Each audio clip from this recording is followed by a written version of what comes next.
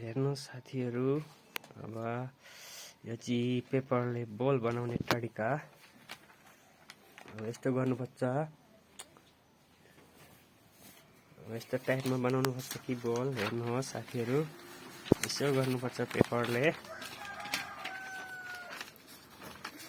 यस्तो गरेर बनाउनुपर्छ कि यस्तो गर्नुहोस्। त्यहाँबाट यस्तो फर्काएर चाहिँ बिस्तारै गरेर यसरी पट्याउनुहोस्। फेरि यसरी पट्याइसकेपछि यसलाई च्यात्नुहोस्, अलि सिधा च्यात्नुहोस्। त्यहाँबाट फेरि यस्तो गर्नुहोस्, त्यहाँबाट फेरि यसलाई यता गर्नुहोस्। त्यहाँबाट यस्तो तरिकाले बनाउनुपर्छ कि बल। यस्तो गरेर चाहिँ यसो गर्नुहोस् साथीहरू, सबै चारैवटा अनि यस्तो बनाउनुहोस्।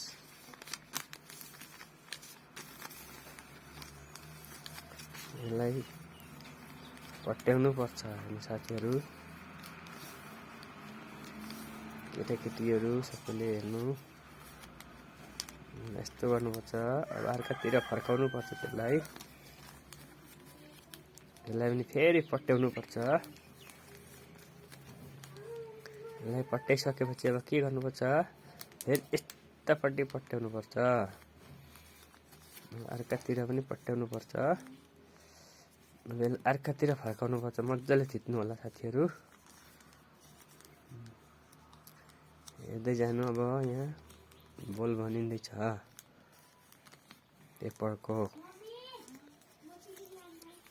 फेरि यसलाई नि यसरी हाल्नुपर्छ साथीहरू, हेर्नुहोस् मजाले हेर्नुहोस्, नभए जान्नुहुन्न। यसलाई यसो गरेर हाल्नुहोस्।